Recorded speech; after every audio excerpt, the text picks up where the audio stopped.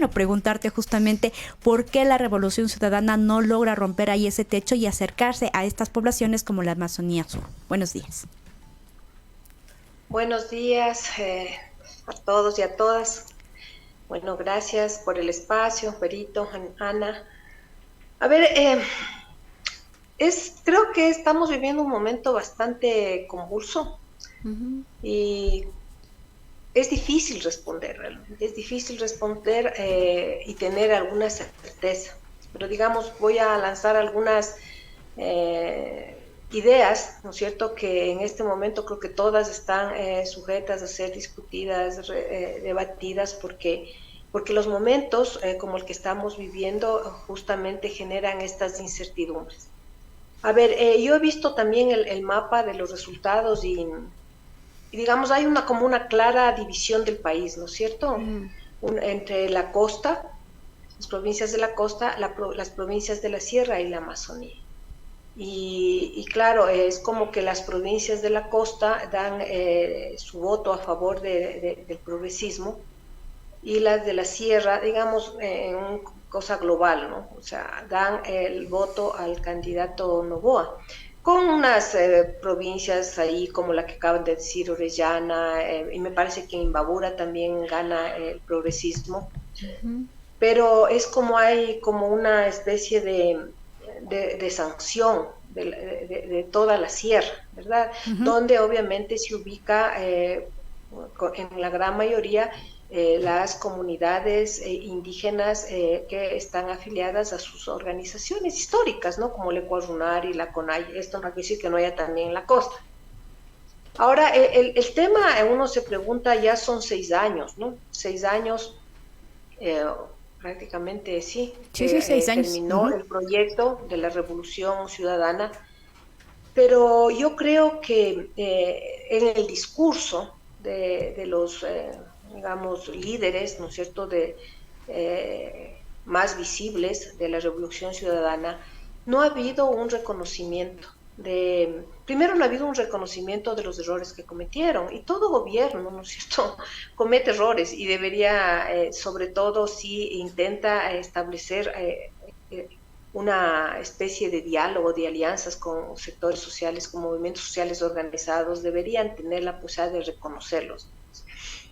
Hay que tomar en cuenta que en un momento hubo una fractura entre los movimientos sociales y el proyecto del gobierno de Correa. Uh-huh. Y una de las fracturas graves fue justamente por el tema del proyecto de expansión de la frontera extractiva, ¿no es cierto? Y no Uh-huh. solo en el Ecuador, ese fue el problema que tuvieron varios gobiernos progresistas en América Latina, es decir, que se Uh-huh. toparon, ¿no es cierto?, con una lucha ecológica, pero que viene de los pueblos originarios, ¿no? Es Uh-huh. una lucha que viene de ahí. Ahora, porque hay toda una comprensión diferente, una propuesta diferente que choca con el progresismo. Y digo Uh-huh. con el progresismo en el sentido de que asumen los procesos de neodesarrollismo, de una modernización ligada al proyecto modernizador que tiene como bandera el progreso. El Uh-huh. progreso es a partir del desarrollo industrial, ¿no es cierto? Y entonces ahí hay un choque con toda una propuesta que viene de los pueblos originarios, ¿no es cierto?, de poner, que cuestiona la civilización del progreso. ¿Verdad? Entonces, Uh-huh. eso tiene una cosa bastante profunda, digamos, que habría que analizar. Y se lo ha hecho, ¿verdad? Pero como decía Hannah, ahora en la consulta del Yasuní, la posición de los candidatos del progresismo correísta, fue apoyar, digamos, el no a la consulta, Uh-huh. ¿cierto? Uh-huh. Porque, y yo entiendo por qué, no justifico ni comparto, pero entiendo, porque su proyecto es neodesarrollista.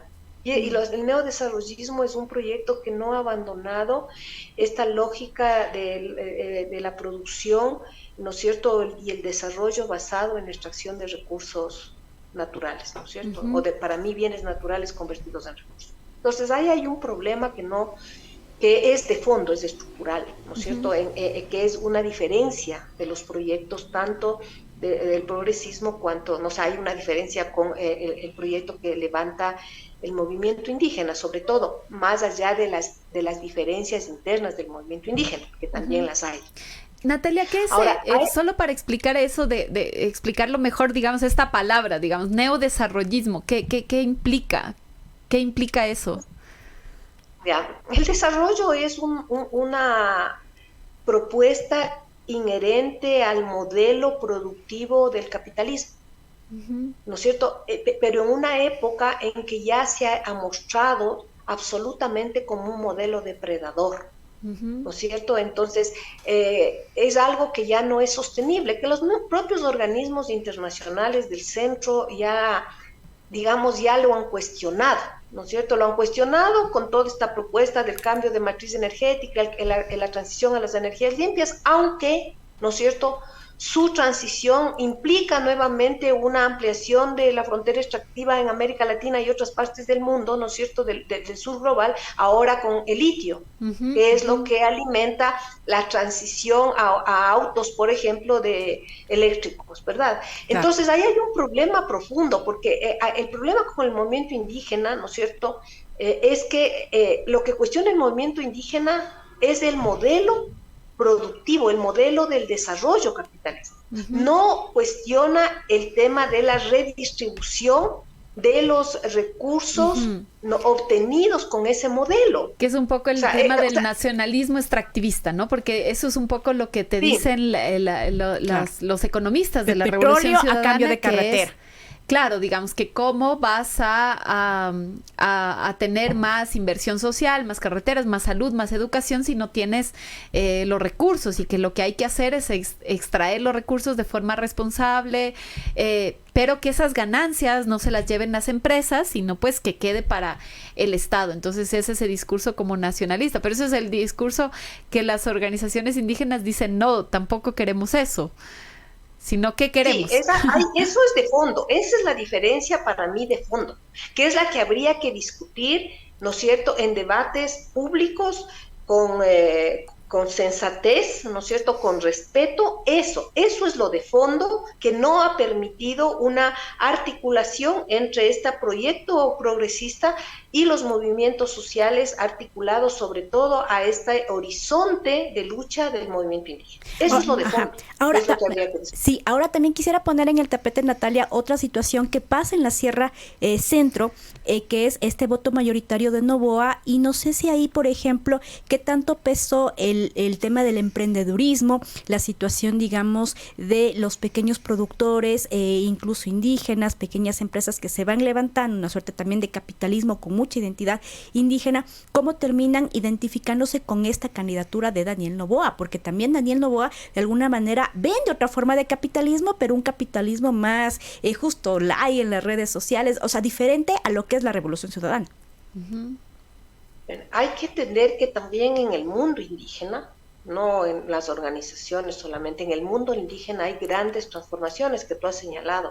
Es decir, hay un proceso de transformaciones económicas, sociales en el mundo indígena, ¿no es cierto?, que tendríamos que tomar en cuenta el surgimiento de ciertas fracciones articuladas no solo al comercio, sino al propio capital financiero. Estoy pensando en la red de cooperativas, ¿no es cierto?, que yo creo que ya no responden al principio que se quería antes de esta forma de economía de cooperativa que pueda ponerse frente al avance del capital financiero, sino que creo que ha sido tragadas por el capital financiero. Ligado a eso está, obviamente, el surgimiento de un imaginario que tiene que ver con esto que es propio de la época neoliberal, que es el convertir a todo en capital, es decir, incluso pensar que nuestra fuerza de trabajo es el capital que tenemos.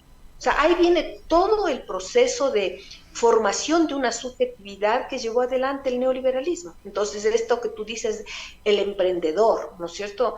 Pero es curioso, porque alguna vez yo lo oía a un líder de la Revolución Ciudadana también decir eso, es decir, vamos a hacer 14 millones en esa época de emprendedores, ¿verdad? O sea, que es un discurso absolutamente neoliberal.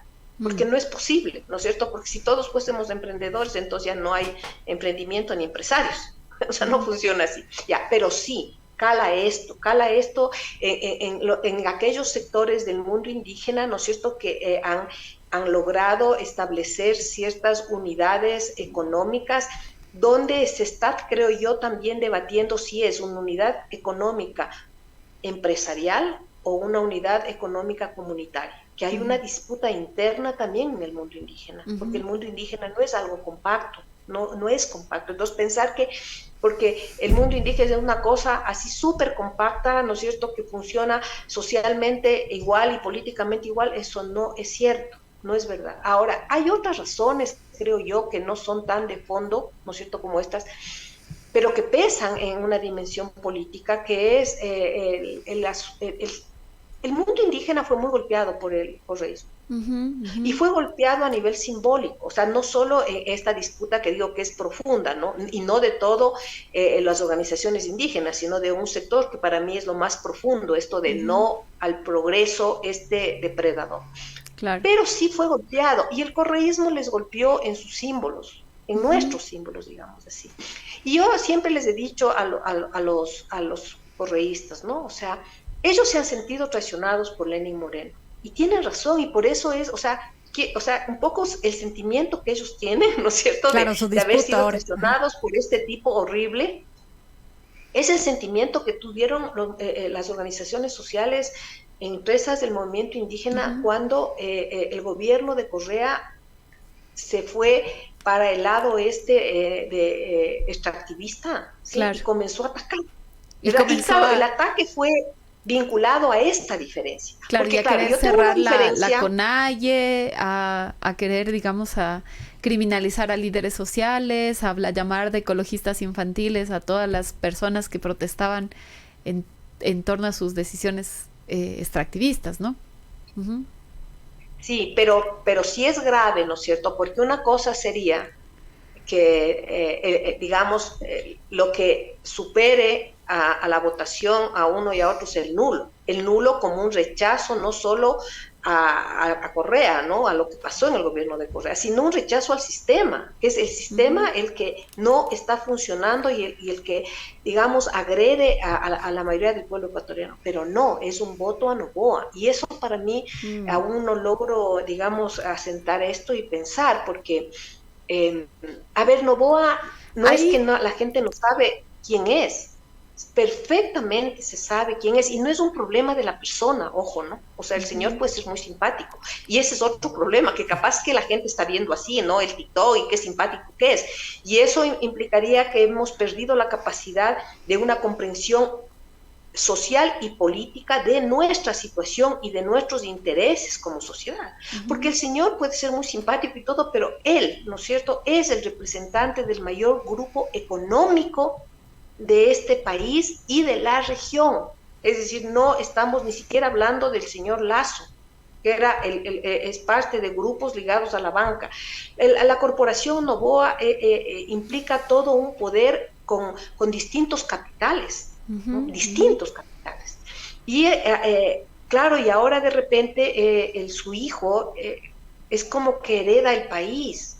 Y además el tema de ya no es como llamábamos antes los recarderos de la oligarquía, es decir, estas personas que iban a ocuparse de la administración del Estado, pero que no eran realmente parte de los grupos. Ahora ya es. No, él es parte. Directo, claro, es el hijo de. Ya no es su gerente, ya es el hijo, el heredero. Ya es directo. Y yo creo que eso, digamos, más allá de posiciones políticas, solo viendo desde un tema de la teoría del poder, uno diría, tener todo el poder, o sea, el económico que lo tiene y el político ahora, de ninguna manera es saludable. O sea, ya así fuese la mejor persona, no es un problema de él, no es saludable. Si nosotros cuestionábamos en la época de Correa, ¿no es cierto?, esta acumulación del poder, ¿no es cierto?, político, y eso era uno de los conflictos que teníamos con ese proyecto desde los movimientos sociales, que concentró mucho poder político, y eso no hace bien, ¿no es cierto?, no hace bien a la democracia en todas sus formas, ¿no es cierto?, incluida esta democracia liberal que ya está venida menos, no hace bien tanto poder. y hablábamos de poder político. Imagínense lo que es junto el poder económico más grande de este país junto al poder gubernamental. Claro, o sea, Noboa es igual, digamos, eso decíamos, ¿no? De que incluso con la caricatura de Vilma Traca, Noboa es, o sea, tanto Lazo como Noboa pertenecen al 0,01% de millonarios del mundo, ¿no? Y del país, ¿no? Entonces, sale un millonario y entra otro millonario. Claro, y eso sí a mí me preocupa del voto de la sierra. ¿Por qué me preocupa esto? Eso es lo que te queríamos preguntar, Natalia. ¿Cómo lees tú eso? ¿Cómo tú lees eso? Porque, digamos, ahí la sierra siempre ha tenido un voto cercano, digamos, a la izquierda y a la centroizquierda, ¿no? Digamos, o sea, no es que ha logrado consolidarse hegemónicamente, digamos, la derecha, los partidos de derecha en la votación. Hasta el 2000, porque de aquí al 2021 para acá, Lazo y Noboa, ¿no? Claro, Lazo y Noboa, pero ha habido como todo un movimiento, digamos, o sea, Correa en 2000, ¿cuándo fue que le ganó a Alvarito? 2008, 2006, gana con los votos de la sierra. Alvarito gana en la costa, ¿no? Y en cambio ahora la Revolución Ciudadana, que digamos encarnaría el discurso de la izquierda, porque ahí podemos discutir justo que si es o no es, pero finalmente encarna el discurso de la izquierda, pues gana con los votos de la costa. Y en Pichincha, por ejemplo, es impresionante, abismal la diferencia, o sea, es más del 70% al 30%. Y ahí nosotras tenemos unas teorías, digamos, que las podemos compartir luego, pero ¿cuál es tu pensamiento? ¿Qué piensas tú? A ver, mira, yo pienso que lo que tú dicen ustedes es real. O sea, la sierra desde una época consolida un capital cultural y político que la hace más una población más afín al tema de la democracia, ¿no es cierto? La democracia, ni siquiera yo voy a decir a la izquierda, a la democracia, ¿no? O sea, a criticar, a negar, a rechazar formas totalitarias, ¿no es cierto?, formas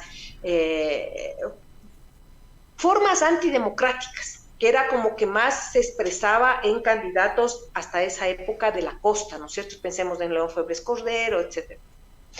Entonces, es como que tenía un mayor capital cultural y político. Y en el caso del mundo indígena, me parece que desde los años 80 se venían consolidando una conciencia política clara, ¿no es cierto? Porque había un trabajo político ahí, fuerte. Llega Correa y claro, y ahí ellos tienen que reconocer, llega Correa y comienza a atacar a las organizaciones que eran sus organizaciones como naturales, digamos así, ¿no es cierto? Porque la Revolución Ciudadana llegó con un proceso social de una lucha de 20 años, desde que se comienza a implantarse el neoliberalismo. Y también con las protestas de 2005, que fue básicamente Quito, con la rebelión de los forajidos y toda esa clase media que protestó. Y los levantamientos indígenas también. Ajá. Entonces, primero... luego Correa, el correísmo logra ensanchar esa clase media. O sea, es decir, quiero con esto decir que da mayor capital educativo a la población, sobre todo articulada a las funciones, al Estado, ¿no? Y eso hace crecer el capital cultural en las ciudades, sobre todo en las de la sierra. Y cuando una sociedad eleva su capital cultural, ¿no es cierto? Y esto no tiene que ver con procesos de formación de conciencia, que eso tienen los movimientos sociales, sino las personas comunes, digamos, se vuelven mucho más críticas, aprenden a valorar mucho más la democracia. Eso es propio de la educación, ¿verdad? Pero cuando hace esto, comienza a volverse el gobierno también con las formas de aquello que la sierra siempre, digamos, criticó, ¿no es cierto? Que es estas formas autoritarias, de estas formas despóticas. Y entonces es como, ahí hay una contradicción, porque la propia gente que el correísmo ayudó a crecer en conciencia democrática va a ser la que luego se ponga en contra porque comienzan a tener estas formas, ¿no es cierto?, autoritarias. Eso es lo que para mí pasa. Entonces, en la sierra se ve dos cosas, digamos, dos sectores que le rechazan al correísmo, yo diría, por dos razones diferentes. La una es el movimiento indígena y todo lo que articula el movimiento indígena, porque hay que entender, y eso es lo que no comprenden, que el movimiento indígena no solo son los indígenas. Eso es no entender. El movimiento indígena es el sujeto articulador de la organización social desde los años 80, porque los sindicatos pierden fuerza por transformaciones sociales, pierden fuerza los sindicatos. Las mujeres son las que van a crecer luego, ¿no es cierto? Pero de todas maneras, durante casi más 2 décadas y media ha sido el movimiento indígena, porque además es lo más fuerte que tiene este país, con todos los problemas que tienen ahora. Claro, octubre y junio es la muestra. Ajá. Esa muestra. Entonces, claro, ahí sí hay un problema de un maltrato y de esta cosa profunda que les digo que es un tema de proyecto. Pero en el caso de las ciudades, sobre todo Quito, Guayaquil, ¿no es cierto?, que serían los referentes, lamentablemente esa clase media que ayudó a consolidar el correísmo va a ser tomada por el discurso de una derecha racista, colonial, que ahora se han dado en llamar los libertarios.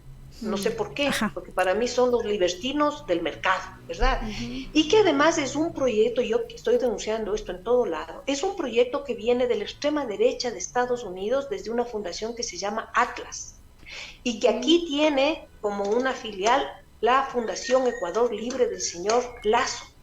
Entonces, en torno a son una especie de tanque de pensamiento, yo digo pensamiento. Y ahora, no sé si digamos, con las escuelas políticas de Verónica Abad, de la vicepresidenta de Noboa. Exacto.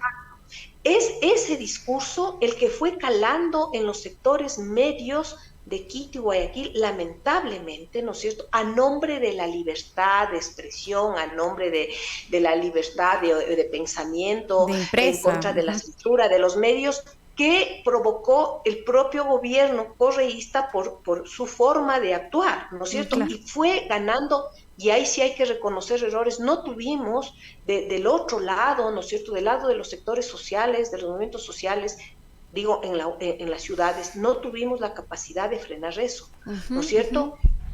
Y entre otras razones, no es solo por no habernos consolidado, organizado, ¿no es cierto?, hacerlo orgánicamente, sino porque tienen todos los medios de comunicación.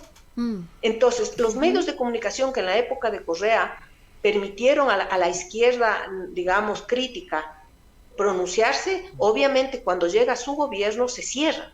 Claro. Y es todo un tinglado ideológico que hacen los grandes medios. O sea, eso no es una cosa... digamos, espontánea, gratuita, no es claro. Una cosa... No, ahí hay un proyecto ideológico clarísimo. Claro, ¿no es cierto? Los foros trayendo a Agustín Laje, a Milei acá, o sea, algo nos decían. Sí, y eso es también lo que para mí puede explicar este voto a Noboa, porque no es solo estos sectores, son sectores de la clase media, ¿no es cierto? Esta clase media que yo a veces me río, porque es la clase media que creció con Correa, porque la clase media crece por condiciones económicas diferentes, ¿no es cierto? Y que de repente, diría el Nelson Riascos, mi maestro, es que la clase media siempre es una clase media arribista, no arrepentida, ¿verdad?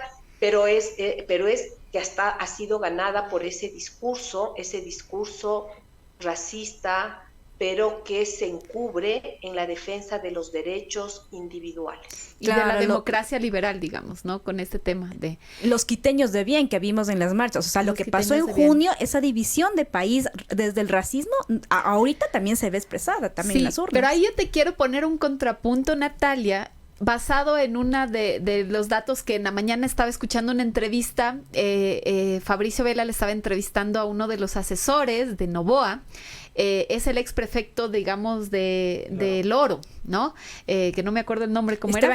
Esteban Quirola, ¿no? Entonces él decía que una de las cosas que hicieron como estrategia es quitarle el voto blando al correísmo. Y que ese voto blando no era de estos, digamos, lacistas, gente de bien, los que salen a las shiris o que los que salieron, digamos, en el norte a disparar en la ruta viva durante el paro de octubre y de junio. No, sino que apuntaron a ganar el voto blando de los sectores populares, o sea, del Quito Sur. Quisiera yo ver ese dato, pero él argumentaba de que tenían los datos de cómo se movió y de que fueron al Quito, o sea, al voto del sur de Quito, ¿no? Y al voto de las zonas, digamos, populares de la costa. ¿No? Donde Correa, donde digamos hay el voto correísta fuerte, pero apuntaron a eso. Entonces, no es de que ahí yo pongo como contrapunto, no es de que la gente que votó por Noboa le identifica como alguien de derecha o alguien, no, digamos, o sea, ahí hay una cosa, y él decía, ¿no? De que el discurso de Noboa fue y que su posición es centro-izquierda. Dice él, sí. Y Noboa dice eso, él dice que no es de derecha, él dice que es centro-izquierda, entonces hay ahí como una cuestión, entonces no cala tanto el tema de que el voto sea derechizado, pero tal vez sí cala de que fue el voto de la clase media, ¿no? El voto de la clase media se volvió como este discurso, pero hubo también gente de los sectores populares que vota por Noboa e incluso vota por este recuerdo, digamos, del Alvarito populista, ¿no? Porque el Alvarito, a diferencia de Lasso, sí llega a los sectores populares con su populismo y con sus cosas y con como símbolo la médica, cultural. La mamá, digamos, del Noboa y todo esto, ¿no? Entonces, ¿cómo tú lees eso que también, digamos, los sectores populares también votaron por Noboa? Es que el problema de la derecha, el voto de derecha, no es un problema, digamos, de un pronunciamiento orgánico oficial. No es que el voto de derecha sea que en los sectores populares hay gente que está afiliada al partido de Noboa o de Lasso. No. Yeah. El problema es que el voto de derecha es cuando en él se expresa una pérdida de la conciencia social. Ya. Yeah. Eso es lo que, es decir, yo pierdo la capacidad de entender cuáles son mis intereses, mis intereses, ¿no es cierto? Y por eso es que a mí me preocupa, ¿no es cierto? Porque nosotros hemos luchado, al menos yo tengo recuerdos de los años 80, por ir construyendo una conciencia, lo que Marx llamaba la conciencia de clases. O sea, yo voto por mis intereses y obviamente mis intereses nada tienen que ver con los intereses de estos libertarios, ni los intereses del señor Noboa, por más simpático que sea, ¿no es cierto? Sino que yo tengo mis intereses. Y claro, visto desde esa perspectiva, uno podría decir, más allá de lo que no podamos discutir del progresismo, estaría más cerca al progresismo los intereses de la mayoría de gente del país, ¿no es cierto? Aunque sea con estas políticas desarrollistas basadas en el extractivismo, yo no estoy de acuerdo, ¿no es cierto? Pero el tema es mejorar la salud, mejorar acceso a la educación, porque yo no tengo para pagar una salud privada, porque yo no tengo para pagar una educación privada, ¿no es cierto? Porque yo tengo que moverme en el transporte público. Esa conciencia no surge así, no es porque yo no tengo hambre que me surge la conciencia, eso ya se ha discutido. Fue un trabajo de años de formación política, de lucha, ¿no es cierto?, de los mismos levantamientos. Pero entonces, digamos, o sea, votar con conciencia de clase hubiera sido votar por Luisa González. Lo más cercano. Es lo más cercano. Mira, porque eso es lo que están diciendo, digamos, ¿no? Varias de las personas, nulo. Natalia, porque eso es un poco lo que están diciendo varias de las personas, digamos, de la Revolución Ciudadana.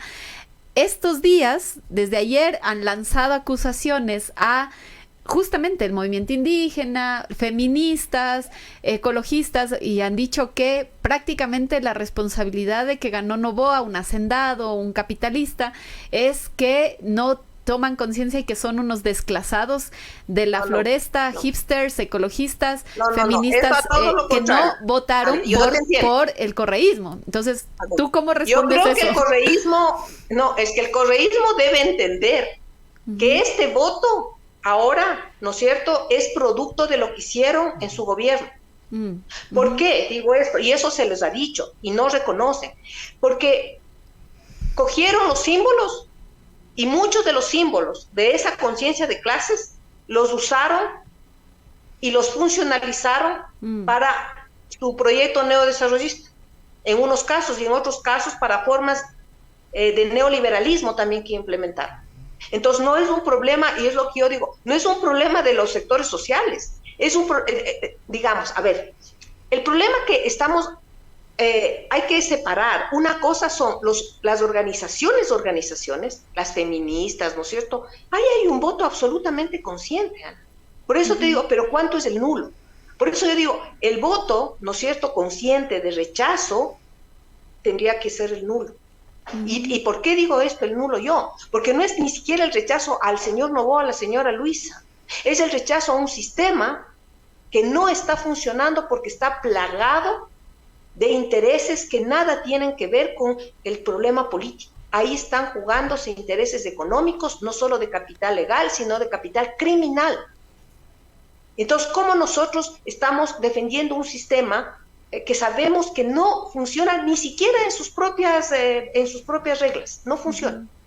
Ya, entonces, cuando yo hablo de la gente que no hay esta cercanía, ¿no es cierto?, es porque obviamente quien comenzó a golpear las formas de organización y de conciencia que nos demoramos cuántos años, digamos, del último tiempo, desde los años 80, en ir consolidando en todo el país. ¿Quién fue el primero que golpeó eso?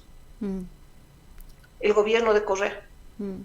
Fueron los primeros que golpearon, ¿no es cierto? Cuando comenzaron a acusar de justamente lo que tú dices, ecologistas infantiles y los indígenas que siempre están en contra del progreso, que no dejan desarrollarlos, etc. Ahí se comenzó a golpear. Por eso yo digo, no tienen la capacidad de decir, miren, nos equivocamos, vamos a reconocer que nos equivocamos para poder articular una alianza, y no digo una alianza de izquierda, digo una alianza socialdemócrata, al menos, pero realmente socialdemócrata, ¿no?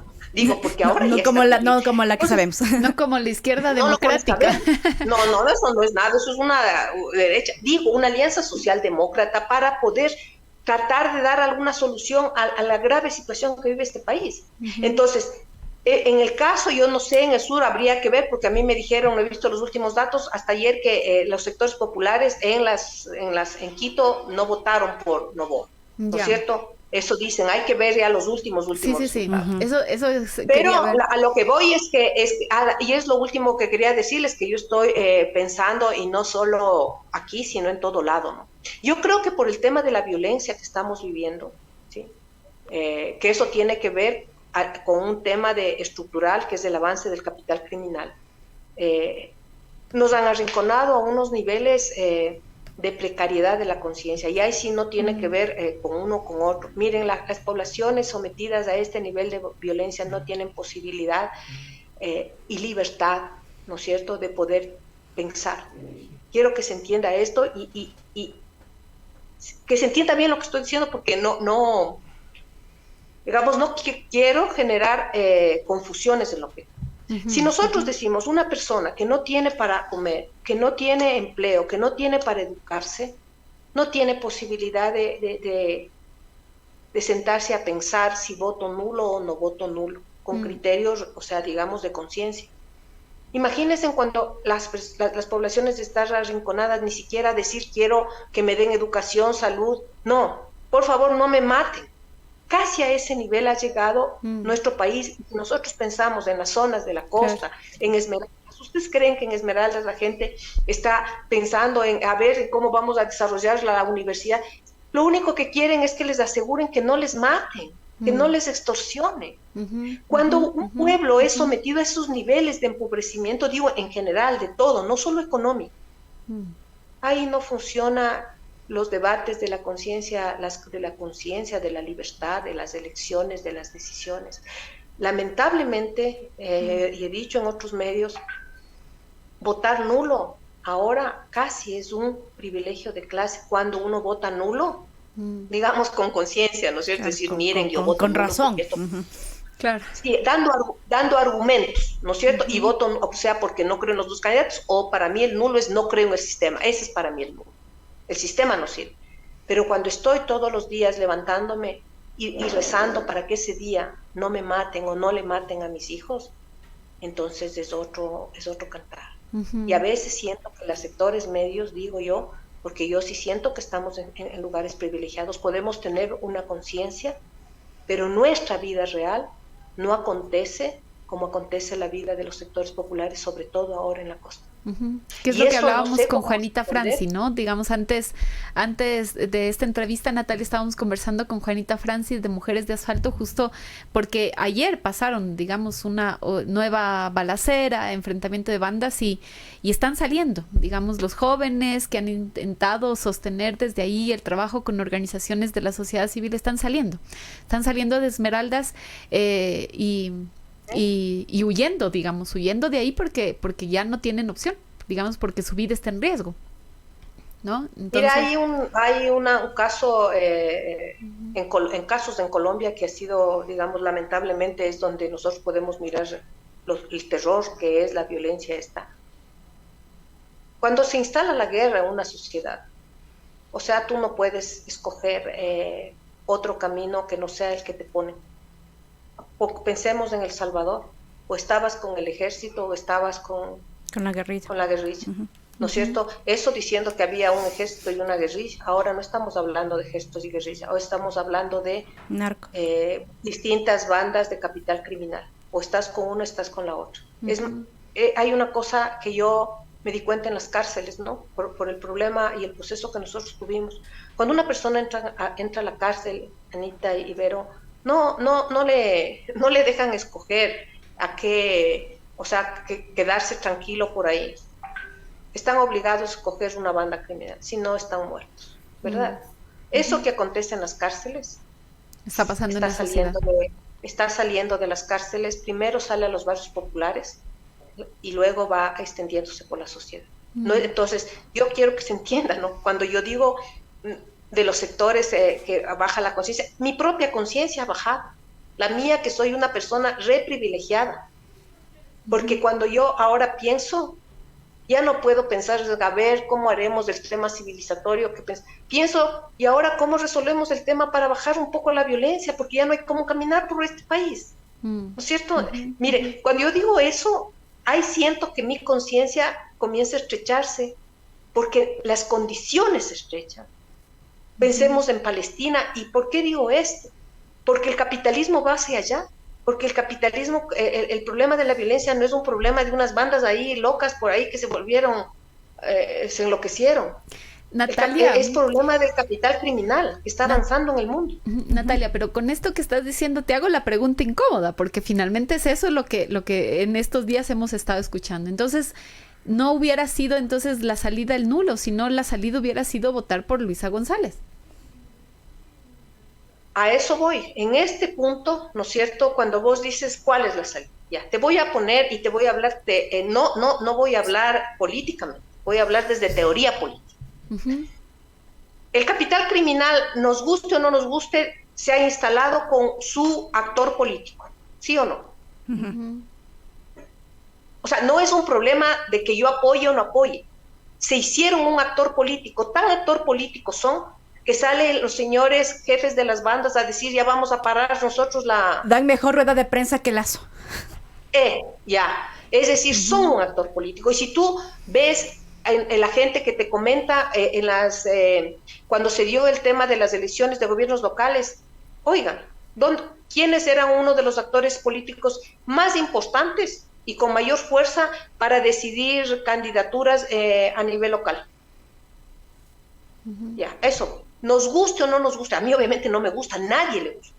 Es el capitalismo de pillaje. ¿Ustedes creen que cuando llegó acá el capitalismo de pillaje, aquí a la gente le gustaba? Llegó.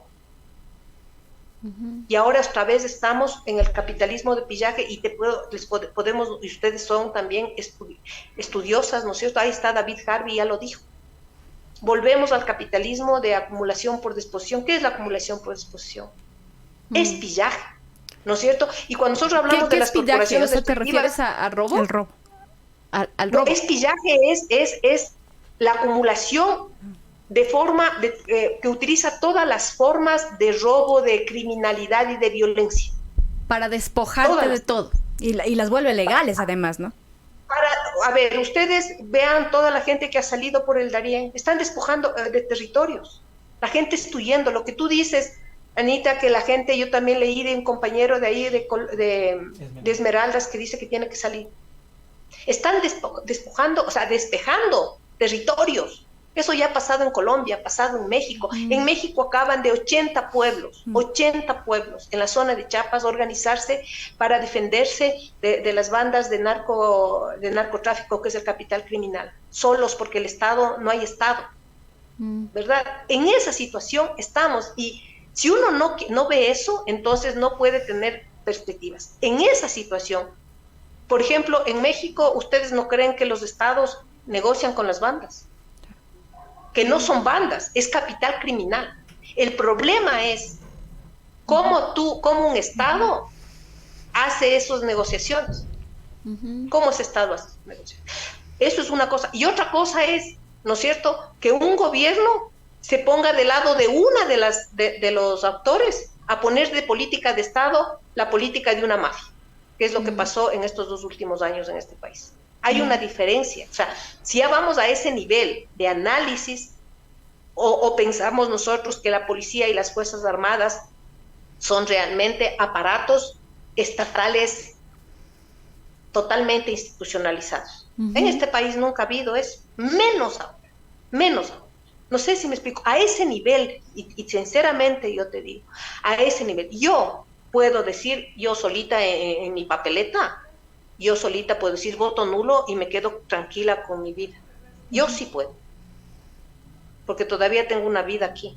Yo les he dicho, cuando me han llamado antes de las elecciones, yo no soy capaz ahora de asumir yo la llamada al voto nulo. Yo no soy capaz, porque siento que para mí votar nulo ahora en esta situación, para mí es un privilegio de vivir en un lugar donde todavía esto no ha llegado.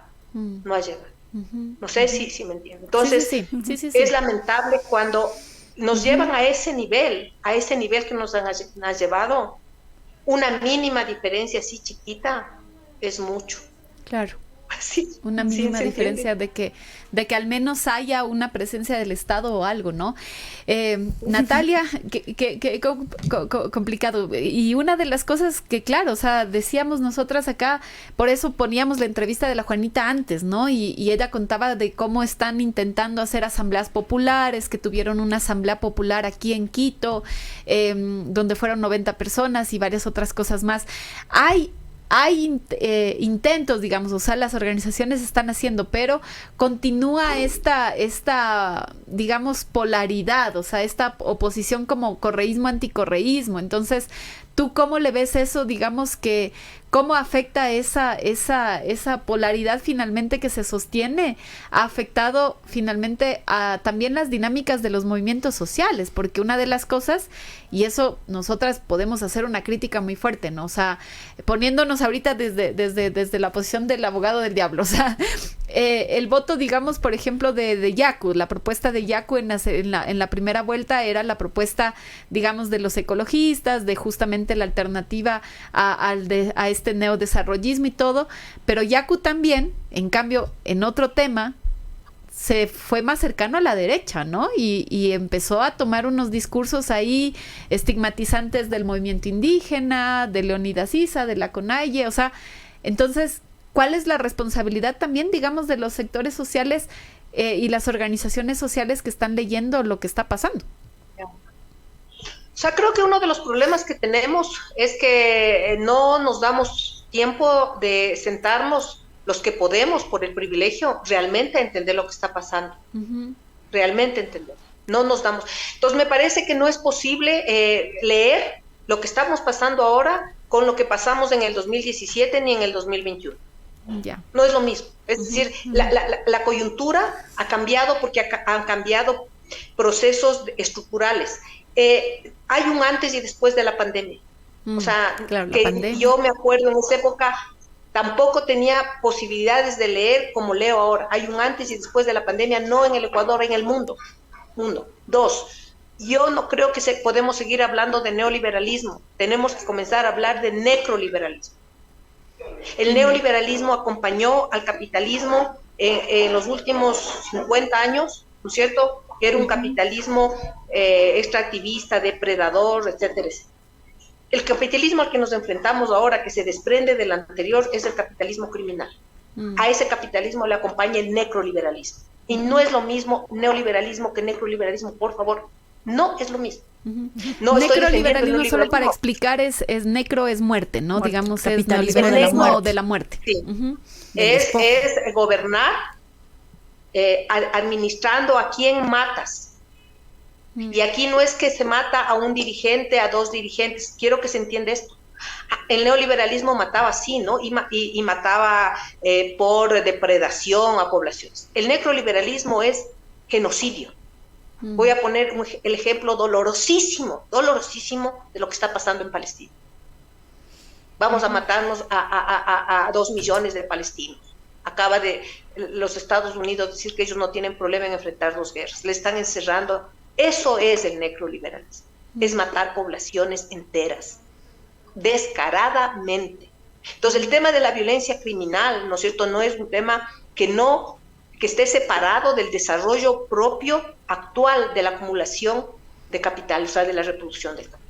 Entonces, no podemos analizar de la misma manera, ¿verdad? Primero, creo que tenemos que sentarnos, creo que seguir con el tema del anticorreísmo y no sé qué, o sea, me parece que ya es una cosa absurda, pero además irresponsable, no solo absurda, sino irresponsable. Luego, en relación al tema de Yapo, cuando Yapo estuvo candidato en el 2000, ¿cuándo fue la última que llegó? 2021. 2021. ¿No es cierto? ¿Qué habíamos pasado? Incluso ahí yo creo que todavía no podía leer bien. Yo ahí incluso decía, no sé qué va a hacer Yapo con esto. Quizás hubiese sido en el 2017 otra cosa. Ahora, yo no creo que el tema de que si llega Yapo o cualquier otro cercano a nosotros, se arregla la cosa. No funciona así. Hay un Estado absolutamente corrupto, tragado por el capital criminal. ¿Qué hace un gobierno frente a eso? Claro. Por más buenas intenciones. Tiene, ¿no es cierto? No solo respaldo interno total, sino respaldo internacional. Es decir, no creo que pueda, que sea esta cosa mágica, sí, no creo. Entonces yo lo responsable para mí ya ganó este señor, ¿no es cierto? Ya está ahí. Es que la sociedad civil en sus organizaciones autónomas, dejemos de estar peleando, y voy a decir entre nosotros, no tiene sentido. Estamos enfrentando un enemigo que es este monstruo del capital criminal, pero es un monstruo. Los zapatistas le llaman la hidra porque es un monstruo. Y nosotros estamos peleando entre nosotros, ya ni siquiera solo entre el correísmo, bueno, que es otro, y hagamos otro proyecto, pero hay que entender que el correísmo al menos tiene 3 grandes fracciones, o sea, digo, como grupos, ¿no? Uno es el correísmo del grupo económico de Guayaquil, que eso es para mí la derecha. Pero claro, hay otro correísmo que son sus bases, hay otro correísmo que es la tecnocracia más socialdemócrata, ¿no es cierto? Que uno podría sentarse a hablar, pero sobre todo con las bases del correísmo. ¿Cómo no nos podemos sentar a hablar con las bases del correísmo? ¿Verdad? Ahora, eso es con los... Ahora entre nosotros, hay disputas. ¿Cómo puede ser que haya una disputa entre Yapo y el movimiento indígena? O sea, digamos, y la CONAIE, entre la CONAIE. O sea, ¿qué es eso? ¿Qué es eso? Por Dios, ¿qué significa eso cuando estamos enfrentando un capital que nos quiere masacrar? Nos quiere masacrar. Entonces, hay que ser un poco humildes. Como yo decía, citando la Cioran, ¿no? Ahora cualquiera sale y cree que tiene la respuesta. Lo único que ahora tenemos es preguntas. Y si es responsable, al menos intentarle estructurar bien las preguntas, meditar en las preguntas, habitar en las preguntas y tratar de ir respondiendo con responsabilidad y paciencia y entendiendo claramente que aquí hay un enemigo. Y ni siquiera hablo de personas, hablo de una lógica actual del capitalismo que es terrible. Y con esto va a terminar una tesis que tengo última y que quiero desarrollarle. Yo estoy sintiendo que el capitalismo está absolutamente abandonado del espíritu de la modernidad. O sea, el capitalismo creció con la modernidad, que era su espíritu, que es la ética protestante, digamos, como dice Weber. Siento que en el momento actual en la modernidad se está muriendo, y eso se va en Europa con claridad, y el capitalismo está sin espíritu, y entonces está absolutamente demente, está enloquecido. La imagen para mí del capitalismo actual es la imagen de Milei con la motosierra. entendiendo lo que es la motosierra en el contexto de la masacre, de las masacres en Colombia. Claro. Eso claro. es el capitalismo. Muchísimas gracias, Natalia. Sin duda una entrevista bastante interesante que va más allá de las elecciones, digamos. No es un voto ahí que solamente se depositó en las urnas, sino que es leer un contexto de país en su amplia dimensión. Muchísimas gracias. Y queremos hacer una invitación a Tempestades. Natalia, vimos que estás con este libro, entonces para seguir pensándonos, para seguir generando espacios de encuentro, para conversar, repensar, reflexionar, como lo estamos haciendo en esta entrevista, les invitamos a esto. Digamos, no sé, Natalia, si es que quieres contar también ahí de esto, está en la pantalla la portada de Tempestades. ¿De qué se trata? Gracias. Es un libro que justamente trato de pensar como dice ahí, los avatares, los enredos, las dificultades, los desafíos ideológicos. Hago una crítica a la ideología de la derecha, que para mí está absolutamente liquidada y por eso mismo terriblemente violenta, pero también hago una crítica a la izquierda, a la ideología de la izquierda, ¿no? Un poco en el momento en el que nos encontramos, y trabajo desde un poco la industria cultural. Eso les va a gustar a las películas, ¿no? Trabajo con películas por ejemplo, de Joker, ¿no es cierto? Batman, la saga de Batman. Trabajo con estas imágenes de películas para ir desarrollando las ideas. Son ideas a ser absolutamente debatidas. Nunca creo que haya certezas, menos en momentos como ahora. Así que invitados, está el próximo jueves 26 en esta casa de La Tola, que se llama Palenque, Casa Palenque, a las 6:30. Les invito a las 2. Me gustaría que esté Wambra Radio, con mucho cariño, siempre ahí con ustedes.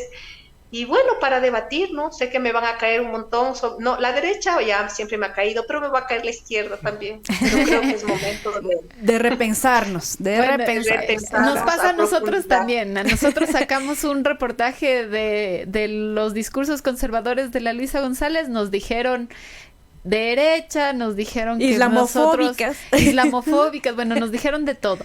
Y sacamos el reportaje del Grupo Novoa, de los intereses económicos del Grupo Novoa. Ustedes son correístas.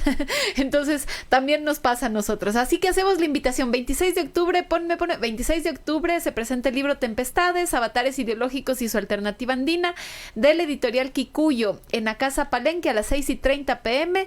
Comenta el libro Carolina Viola y Napoleón Saltos. Invitadas. Gracias, Natalia. Ahí estaremos, Natalia. Muchísimas gracias. Gracias, chicas lindas. Un buen día. Muchísimas gracias. Voy a leer un extracto, Berito, que justo nos comparten desde Controles. Dice, la comunidad del libro, ¿no? Es un extracto del libro de Tempestades de Natalia Sierra. Dice, la comunidad como núcleo ético-político que puede ayudarnos a salir del callejón modernizante en el que nos han metido el progresismo y las izquierdas institucionalizadas. Comunidad entendida como lazos intensos, complejos y recíprocos entre las personas y con la madre tierra, no como una institución como propuesta esencialista. Eso dice el prólogo de Raúl Civechi de este libro. Así que les invitamos ahí el 26 de octubre. Les vamos a compartir también en nuestras redes sociales.